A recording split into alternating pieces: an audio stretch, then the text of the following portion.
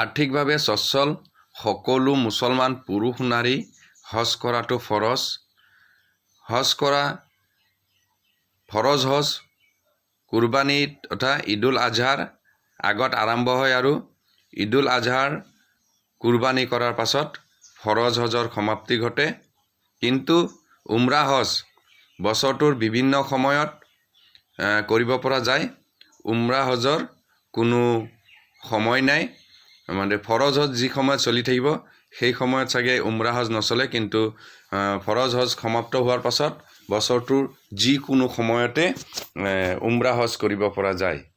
এয়া উত্তৰ পূৰ্বাঞ্চলৰ অসমৰ পৰা প্ৰায় ৪৮ গৰাকী উমৰা হজ যাত্ৰী হজ কৰিবলৈ আজি লোকপ্ৰিয় গোপীনাথ বৰদলৈ আন্তঃৰাষ্ট্ৰীয় বিমানবন্দৰৰ পৰা মুম্বাইৰ ছত্ৰপতি শিৱাজী মহাৰাজ বিমানবন্দৰ হৈ জিদ্দাহ বিমানবন্দৰলৈ ৰাওনা হ'ব। অসম তথা উত্তৰ পূৰ্বাঞ্চলৰ প্ৰায় ৪৮ গৰাকী উমৰা হজ যাত্ৰী আজি আহি এয়া গুৱাহাটীৰ লোকপ্ৰিয় গোপীনাথ বৰদলৈ আন্তঃৰাষ্ট্ৰীয় বিমানবন্দৰত উপস্থিত হৈছেহি। এয়া তেওঁলোকে বিমানবন্দৰক প্ৰৱেশ কৰিবলৈ তথা বৰ্ডিং কৰিবলৈ সাজু হৈ আছে। নিৰাপত্তাৰক্ষী বিষয়াসকলে উমৰা হজ যাত্ৰীসকলক এয়া পথ দেখুৱাই দিছে। তেওঁলোকে কোনটো পথেৰে গৈ তেওঁলোকৰ পাছপোৰ্ট ভিছা দেখুৱাই তেওঁলোকে বিদেশলৈ যিহেতু যাত্ৰা কৰিব। চৌদি আৰব যিহেতু আমাৰ দেশ নহয়, চৌদি আৰব য'ত মক্কা মদিনা আছে নবীজীৰ দেশ, সেই দেশত তেওঁলোকে পবিত্ৰ উমৰা হজ কৰিবলৈ যাব। এয়া উমৰা হজ যাত্ৰীসকল বিমানবন্দৰত এয়া প্ৰৱেশ কৰি আছে আৰু এই উমৰা হজ যাত্ৰীসকলৰ আত্মীয় স্বজন পৰিবাৰ পৰিজনৰ অজস্ৰ মানুহ এয়া গোপীনাথ বৰদলৈ আন্তঃৰাষ্ট্ৰীয় বিমানবন্দৰ গুৱাহাটীত আহি উপস্থিত হৈছেহি। আমিও আমাৰ অঞ্চলৰ পৰা ৩ গৰাকী উমৰা হজ যাত্ৰী গৈছে। আমি তেখেতসকলক আগবাঢ়ি লৈ গৈছোঁ গুৱাহাটীলৈ আৰু গুৱাহাটী বিমানবন্দৰত এয়া আমি প্ৰৱেশ কৰিছোঁ।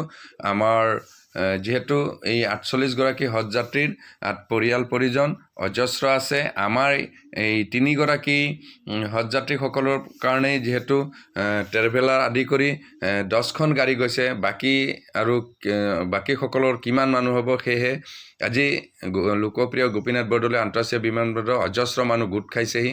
যিহেতু এওঁলোক অতিৰিক্ত মানুহ, প্ৰত্যেক দিন এওঁলোক নাহে। যিসকল হজৰ সময় আহিব সেই সময়তে অজস্ৰ ভিৰ হয়। যিহেতু আজি উমৰা কৰিবলৈ মানুহ আহিছে, পৰিয়াল পৰিজনৰ মানুহ বহুত আগবাঢ়িছে, যাৰ কাৰণে নেকি গাড়ী মটৰ প্ৰৱেশ কৰা আন্তঃৰাষ্ট্ৰীয় বিমানবন্দৰৰ এয়া বাটপথটি অলপ ভিৰ কৰিছেহি। নিৰাপত্তাৰক্ষী বাহিনীসকলে এয়া ৰাস্তাটো মুকলি কৰি দিবৰ কাৰণে এয়া বুলেট প্ৰুফ গাড়ী লৈ তেওঁলোকে আগবাঢ়ি আহি আছে। যিহেতু দক্ষিণ দিশৰ পৰা বিমানৰ যাত্ৰীসকলক লৈ সৰু সৰু গাড়ীসমূহ এই বিমানবাহী এইটো পথেৰে প্ৰৱেশ কৰি যাত্ৰীসকলক নমাই লগে লগে তেওঁলোকক নিৰাপত্তাৰক্ষী বাহিনীৰ লোকসকলে গাড়ী মটৰ তাত ৰখাব নিদি বাহিৰ কৰি দিয়ে। এয়া চাওক, আমি দেখাই আছোঁ আপোনালোকক। নিৰাপত্তাৰক্ষীয়ে বুলেট প্ৰুফ গাড়ীৰ দ্বাৰা তেওঁলোকে এয়া বাটপথ মুকলি কৰি আছে। বাটপথ মুকলি কৰাই তেওঁলোকে দিছে, যাতে বাটপথত নাৰাখি যি বাটৰ কাষত যি ফুটপাথ বনাই দিছে, যাতে সকলো মানুহে ফুটপাথত ৰখি ভিডিঅ' কৰক বা আন যিয়ে কৰক, যাতে পথত নৰখি ফুটপাথত ৰখি কেনে তেওঁলোকে যাত্ৰীসকলক বিদায় দিয়ক আৰু ভিডিঅ' কৰক, আন যিয়ে কাম কৰক কৰিবলৈ তেওঁলোকে দেখুৱাই দিছে, যাতে ৰাস্তাৰ মাজে মাজে কোনো আহি অন্য যাত্ৰীসকলক অসুবিধা নকৰে। এয়া আমাৰ হজ যাত্ৰীসকল, উমৰা হজ যাত্ৰীসকল এয়া বিমানবন্দৰত ইতিমধ্যে প্ৰৱেশ কৰিছেহি।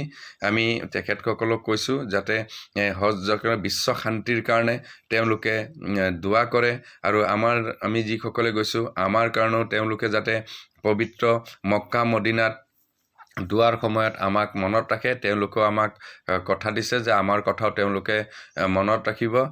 তেওঁলোকে যি হজ কৰিব গৈছে পবিত্ৰ ইচ্ছালৈ পবিত্ৰ মনেৰে মক্কা মদিনাৰ মাটিত পবিত্ৰ স্থানত গৈছে, তেওঁলোকৰো হজ আল্লাহ পাকে কবুল কৰক, আমিন। আৰু আমি আশা ৰাখিছোঁ আমিও যাতে এদিনাখন এই ফৰজ হজ কৰিবলৈ আল্লাহৰ ঘৰ কাবা শ্বৰীফ আৰু আল্লাহৰ নবী হজৰত মুহাম্মদ সাল্লাল্লাহু আলাইহি ওয়াসাল্লামৰ ৰোজা জিয়াৰত কৰিব পাৰোঁ। আল্লাহ পাকে তৌফিক দান কৰে, আমিন। আৰু আমি জীৱনত হজ নকৰাকৈ যাতে এই পৃথিৱীৰ পৰা বিদায় নামাগোঁ তাৰ কাৰণে আল্লাহৰ ওচৰত দোৱা কৰিছোঁ। সকলো আৰ্থিকভাৱে সচ্ছল মুছলমান পুৰুষ মহিলাই যাতে পবিত্ৰ হজ কৰিব পাৰে তাৰ কাৰণে আল্লাহৰ ওচৰত দোৱা মাগিছোঁ আৰু সকলোৱে আশা কৰক যাতে সকলোৱে হজত যাব পাৰে। আমিন চুম্মা আমিন।